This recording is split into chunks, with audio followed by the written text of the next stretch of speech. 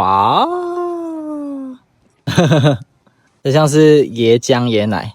我们刚刚做完这个蓝染的工作坊，结果还有准备点心给我们 ，baby， 安妮帕萨泰列过来，别bun这是我最喜欢的泰式甜点之一，香兰叶的甜点。阿来买卡，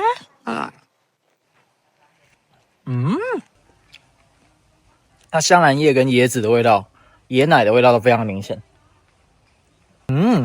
泰国很多椰奶的甜点，他们都会做的有点咸咸的，就不会死甜，很有层次。